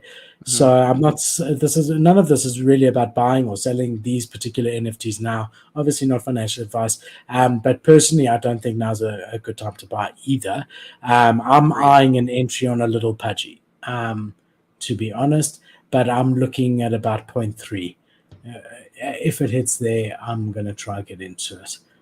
Yeah, I agree. 0.3 is probably a good buy-in. Sorry, I didn't mean to bring that up. Anything else about Lil Pudgys? No, Lil Pudgys I like. I was looking at Lil Pudgys. They dropped to temporarily at 0.5. There's a period of time where I almost jumped in, and they bounced back to 0.7. I was like, fuck. But I do. Lil Pudgys, again, is another one of those that I would probably want to just hold to kind of be on the train with them and be able to ride the pumps and feel like part of the pump. But I don't know if I would flip it just because, I don't know. It's not a bad one to hold with the intention to flip just later on, just like as a longer term play. It's one of those that's probably a little bit safer than other projects. Yeah, Lil Pudgys, I would get maybe a VFriends Series 2, maybe a Bean to be in the Zuki ecosystem a bit, maybe a Moonbird Oddity. They're all about 1 to 1.5 Ethereum around there. I wouldn't mind. I don't want the exposure of the 10 ETH that their main collections are, but I wouldn't mind 10 exposures for 10 ETH. Do you know what I mean? Like 1 ETH each and have the sub collection of 10 OGs, Yeah, true. Agreed. Also, I've been trying to figure out, I must have had the wrong Nike swoosh or something. Oh, it was the wrong one. Okay, well, Nike has this really confusing thing where if I type in Nike swoosh, there's like multiple meanings to that. Like, it might be the NFT swoosh, or it might just be some like random part of their main website that's also named Nike swoosh. So anyways, I'm going to share my screen now for the Nike swoosh thing. So guys, this is technically alpha because this is beta. Not everyone has access to this. Here we go. So the first time that Cade is officially sharing his screen. Yeah. Sure. All right. Let's see if I fuck it up. So this is just like Restream. Okay, cool. Okay, right, then I think I have to allow it. Hold on. All right. There we go. Then I have to, I think, remove mine. Let's just see if we see yours or mine. Yeah, just give me a sec. And then we should see yours. Hey. Boom. All right, guys. So this is what it looks like. You can zoom in and out. It's just, like I said, it's just my name, .swoosh. The card looks like this. Again, there's literally nothing to say. You click view details and, oh God, I hope there's nothing incriminating on here. Hold on. Let me just okay, that's fine. So yeah, it's just this. Guys, it's just your card owned by me. That's literally what blockchain is it on? Dude, I don't even fucking know. Click at the bottom. It says view smart contract. Yeah. Polygon. That would be interesting. Polygon. Hey? So that's what we're seeing. We're seeing that all these big Web2 brands, Starbucks was on Polygon also, Nike on Polygon. It's very interesting. Yeah. Very, very interesting indeed. Yeah, but anyways, that's it. I mean, I liked it. For me, it's just cool to have. Like like I said, I'm a card collector. I have Yu-Gi-Oh cards just And to you have them. maybe, then as that happens to you, you think to yourself, who do I know that absolutely loves Nike online? Who do I know? No one. And you could have said, Katie, I don't know if you know, but I do a show every week with my friend Philip, and he is a maxi. Surely you can organize him one or so, of which you've got thousands sitting there doing nothing. Wait, And thousands also of that what? to be honest, that I can get a Nike.swoosh also. Bro, the only way you can get it is being a holder. Yeah, I know. I want to get one with my Oh, name on. dude, there's one listed and it's at like 2,000 SOL or something, some unbelievable number. I don't want to sell it. I want to be a What? part of it. What? Who dropped you that Nike swoosh thing, Katie? No, I bought it, or like I claimed it, but it was only because I held Katie's NFT for the past year. Okay. But it's like an art project, and there's only a couple that are like in the project, and then of those, 90% of her holders don't even like participate in NFTs. Like that sold out a long time ago, and it was by a bunch of people on TikTok who are making content that aren't here anymore. So like there's literally not, it's like it's really hard to get in her project now, which is why I bought in a year ago. But that was the only way in. There's no way to get into that community, and it was a 24-hour slot. And so I didn't even know what was going on. I was believing you, and as you're going on more and more, I think that maybe if you really wanted to, at that stage, you could have got your brother in. I don't know. Amazon coming to Web3. We got Amazon, who is massive. They've got a whole metaverse entry coming in, a layer 1 and a layer 2.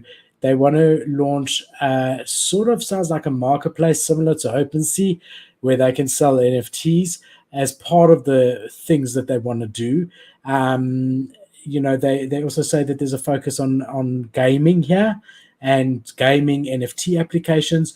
It's not official news, but a lot of insiders are saying that Amazon is going to be making very big moves into Web3 in the next couple of months. What do you think? This would be sick if that's true. That would be very cool if that's true. What do you think? I think it is true. I'm not really sure what they're thinking of doing it, but they definitely want to come into Web3. It makes a lot of sense for me for them to integrate blockchain technology into their stock checking systems and things like that internally. But as far as coming up as a NFT platform against OpenSea, I don't know. We've seen companies try to do it, like Coinbase failed miserably. True. Spent tens of millions of dollars on that stupid executive. Yeah. We had this conversation, Kate. You and I would have done nothing for $1 million, and we don't need $10 million to do nothing. It's true. So yeah, it's not immediately clear what's coming from it. Different sources are saying different things. A fifth source said Amazon is exploring a number of Web3 initiatives. It comes both the platform and Amazon additional crypto forays. Number of internal hires would like to be a prerequisite. Amazon Web Services has posted occasional roles for developers and engineers in Web3. The e-commerce site is not as well known for exploring crypto or blockchain. An Amazon Coins program continues to exist following its introduction in 2013, which is very early. The CEO of Amazon has previously stated that he's open to the company selling NFTs and that the company is not closing the door on cryptocurrencies generally. Also, an open question. We don't know the full extent of Amazon's Web3 ambitions and end goals. Whether the company intends to compete with the likes of OpenSea and Rarible isn't exactly clear, but two sources said both entities would view a successful launch as a substantial threat. With the number of customers Amazon has, they could make a huge splash in the NFT marketplace. Over 2.5 million users have so far interacted with OpenSea to date. Yeah, I mean, this just sounds like reading the Coinbase article again. Obviously, Amazon's bigger than that, but I want to see what happens. I'm going to be watching what happens because there's been a lot of talk about this in different from different sources. I mean, this article alone has got 5 different internal sources, so something's going to happen. It's going to be interesting to see what it is. Yeah, they're just injecting themselves in, bro. Amazon, we'll see what fucking happens. We'll see what happens. Hopefully, they just. I don't know, dude. I just hope they. I guess it doesn't matter. Like when we say like did the project do well in Web3, like we're talking about to the 15,000 people that care about the NFT world, the degen people on Twitter. Like it's funny because it's like if they don't get this small group of crypto degens who are here right now, if they don't get our approval, does that mean they're fucked, or does that mean they're just gonna keep going anyway? Like a project as big as, or a company as big as Amazon, like that's my question is like, do they even give a single shit about what people on crypto Twitter think? I feel like a company like that does not care. So I'm interested because it depends how much money they spend and how lazy they are, if they care or not. And yeah, it's pretty much all based on that. Like if they pull a Porsche or if they pull a Nike. By the way, speaking of Nike, I did actually tell everyone 24 hours before this thing closed to get into this. I even linked her NFTs and her TikTok. So I did in fact tell, if Philip had my notifications on Twitter, he would have seen this video where I explained all the details. And I said she's working at Ledger, did a collab with Nike. W's. Oh wait, I thought that video was playing. I thought the video was playing. No, are you finished? Fuck. Are you finished now with your rant? I'm not one of your followers with notifications on because I've got a lot of things on my plate. However, I am a good friend. I am a good friend of yours, and you could have forwarded your own tweet to me, knowing that I don't have notifications on, and knowing that I'm really big into Nike. I would have thought of you like that, but it's okay. It's all right. It's okay. Well, I must be a piece of shit, guys, because I did not think about that. But you tell everyone. You tell everyone, but you don't tell me. I told everyone because it was a flex, though. But you know what I mean when I say like I put that tweet out because it helps Katie, it helps the brand. It also helps me because I'm like, look what a W this was for a trade. Yeah. No, I feel like shit though because I did not think about that. No, it's okay. It's all right. It's okay. I found $1 million coin yesterday, and I thought, Kate would really appreciate this. Yeah, and I was. Kate's not a trader. Actually, no, I've got it packaged up. I was going to send it through to you, but now that you didn't think of me with Nike, I'm gonna be honest, dude. I don't think about anyone, but I also don't expect anyone to think of me. Like that's probably why I don't, because I don't think about that for anyone though. And that probably makes me a bad friend though. But I don't think like that. No, that's okay. not what my mind is normally. I think I might have used to been the same. Bianca's taught me. I'm not saying your wife will teach you. I'm saying she's like you get. I don't know if you've heard. Probably haven't. There's like that book Love Languages where, depending on who you are, you've got different languages. Some people like words of praise. Other people like gifts. Other people like affection. Like as their love language to show that they love you, they'll take your hand or whatever. So wait, so what's Bianca's yours? very much. I've got no idea. I'm on the fence between two, but Bianca's very much a giver, like physical stuff. She'll to make you know, like when I used to come in from work in the early days, there would always be, whether it be a little chocolate or something, there'd always be something next to my bed that she had bought for me. It's slowed down now because I sort of like, look, thanks, but she's like, this motherfucker's buying $200,000 JPEGs. He can afford chocolate. No, but it's not about that. It's not the value of it. Yeah. It's the fact that then I know that she was thinking of me when she was at the shops or whatever. And she does do it. She does still do it sometimes, but not as much. I guess it's actually our 15-year anniversary coming up in less than a month. On the 22nd of Feb, we will have been married for 15 years. Damn. That's a lot of years, bro. And on the 12th of Feb, so in 2 weeks, I'm going to be 40 officially. Hey. What you think and about that? On the 13th of Feb, I am stopping to smoke. The day after my birthday. Oh. So there's a whole lot of alpha. Wow. And on the 9th of Feb, This is not a nice one. On the 9th of Feb is a 2-year anniversary of my dad passing. So there's a lot of stuff happening in the next 2 or 3 weeks. And then the 14th of Feb is Valentine's Day and the Blur airdrop. On the same day. You only said Valentine's Day so that your wife would be like, okay, good, he didn't forget. That's funny. Yeah, it's like, look, we can't go out to Valentine's this year. There's a Blur airdrop. So this is why I need to be single right now. This is why I need to be single. If I had a girlfriend, she'd be like, oh, like, what are we doing today? I'm like, what do you mean? She's like, we'd like planned it. I'd be like, oh, I have a coffee bake stream or something. Like, oh God. That honestly scares me sometimes because my head's going in so many different directions because there's so many things I'm doing. And then I'm like, fuck, dude, there's no way I'm going to be able to date anyone until like I'm not running around like a crazy person with a chicken with his head cut off kind of thing. A little bit of organization would help, I think, my life a lot if I had a little bit of organization.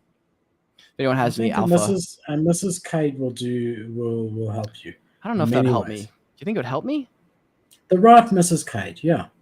The right Mrs. Cade. Fuck, dude. Well, I hope so, because organization. Organization's the reason none of my shit gets done. Organization's the reason I don't remember to text my friends when Nike Swoosh comes out. Like I just don't talk shit. That's no idea. Organization. That's just thinking of others. No, that's just not thinking about anything. That's just me saying I'm giving you shit. I'm giving Kate. I'm giving you shit for nothing. No, I know you're giving me shit, but I'm saying like my thought process there is that literally did not come across my head because my brain just went like. Awesome. And then the second I made that tweet, I was like, okay, video, I got to film. And then it was like stream. And then it was like scheduled podcast. Like my brain is literally. I'm really like making it out to be a lot more than it is. As I showed you, I can't even access it in my country. So I'm just. That would have sucked. Imagine you had spent 2,000 Solana to get into this. And then you were like, oh. Would you have sued? Don't forget my shoes are coming to you, hey? Don't you open them. I will kill you. Oh. I haven't opened anything. Even my VFriend cards, which you can see much better today behind me in those green boxes. I haven't opened the boxes. I've got like, I don't know, 10 or 15 packs in there. I haven't. Did you send me the shipping information for that? You sent me it, right? For the shoe or for the shoes? I have that in DM somewhere. It hasn't been shipped off yet. Okay. All right. Definitely remind me. I will. But if you get a freaking pair of awesome shoes, I'm gonna open it on stream, baby. Let's fucking go. Do a video to all your followers, knowing I won't see it, saying, "Look how nice my shoes are," and don't forget to buy Katie's NFT. No mention of Philip. Absolutely nothing. No, nothing. And I'm gonna open it on stream. Katie. I'm gonna put on the shoes. She works for Ledger. She's there with Nike. Just amazing. Well, maybe that's your Mrs. Kate there. Maybe. We'll see. Oh, that's some alpha. All right. I must make sure I don't clip this. Wow. Okay. That's interesting. I mean, everyone's on the chopping block, or everyone's possible. What do you mean? No, you're not backtracking now. I know you. What do you mean? Everyone is possible. We're in Web3, man. That was not a maybe like that. What do you mean? It was a maybe like any other maybe. Guys, Philip has smoked before the show. Philip's having too much fun right now on the Web3 show. Kate, I think you and Katie would make a good match. Yeah. See, all the time, licking your lips a little bit and playing with your hair. My lips are dry and my arms are on the table. What do you mean? Okay, whatever. Guys, Philip is smoking. It's okay. We forgive him. I smoked on the stream once. It's okay. We'll move on from this. We'll be all right because Ethereum's unlocking billions. Thank you, Cade. Ethereum is unlocking billions. You making Gen X laugh, or I'm making Gen X laugh. Both of us are making Gen X laugh. All right, let's get back into it. Ethereum unlocking billions. Yeah, so this is really, really interesting. You can stake ETH, and a big part of the reason that they moved to proof of stake was a part of this, but you haven't been able to take out any staked ETH. And now in March, might be delayed because often with these things with Vitalik, it is delayed. A huge amount of Ethereum is going to be unlocked soon where if you stake it, you'll be able to take it out anytime. So during a meeting that was last year, the end of last year, Ethereum developers decided to make staked ETH on Ethereum's beacon chain available for withdrawal with the Shanghai update as early as March this year. The meeting was ratified last week. So they've confirmed that that's their intention. The beacon chain holds, listen to this, bro, $21 billion, which is over 15.9 million Ethereum, staked within Ethereum's proof of stake system. Additional ETH is voluntarily staked into the beacon chain daily and cannot be withdrawn until Shanghai activates. So by the time March arrives, the beacon chain will far exceed the 16 million ETH. The Shanghai update will include 5 Ethereum improvement protocols.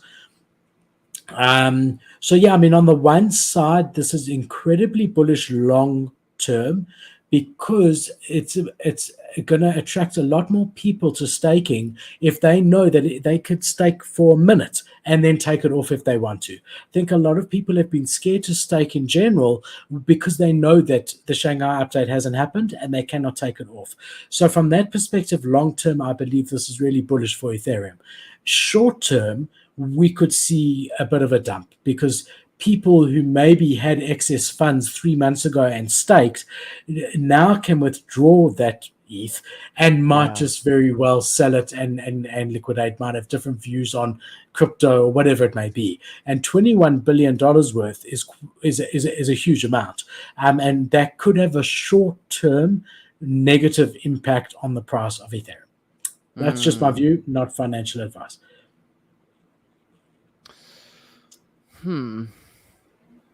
Yeah, I mean, unlocking billions of dollars of ETH. Yeah, I'm not sure. I don't have too many thoughts on this, to be honest. Yeah, I mean, I think it's pretty much what I said. There's long term, it's very good for the chain. It really is. But short term, there might be a very small dip or medium dip. I don't know, like $100 here or there.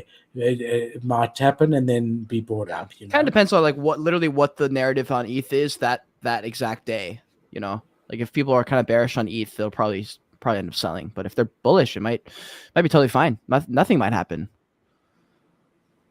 I think anytime in general that you see more supply of anything come onto a market, that typically lowers the price, right? Supply and demand. I mean, it's basic, like really, really fundamental economics. But that's short term. Long term, I do think it's a good thing for the currency. Yeah. Shadow Fork goes live. So they keep saying here on track for March delivery. Again, we'll wait to see, but it should be somewhere around there. So yeah, man, going to be interesting to see what it does short term, but it is important to be aware of when it's happening because again, there could be that short term dump from it. True. And that's it from me, Cade. Anything you want to talk about? Any apologies you want to make? Any proposals you want to put out there? Cade. I don't know. Let's see. No. Okay. No? All good. Guys, thank you very much for joining us. Look, I can speak on behalf of both of us when I say both of us love this time together, me and Cade, and love this time with you guys. So thank you for joining. If you haven't already, please like and subscribe. We come to you every single Friday, same time, same place, to bring you the latest Web3 news, anything NFTs, crypto that's going on. Thank you guys again. Keep well, look after each other. We'll see you here next week. Adios. Let's go.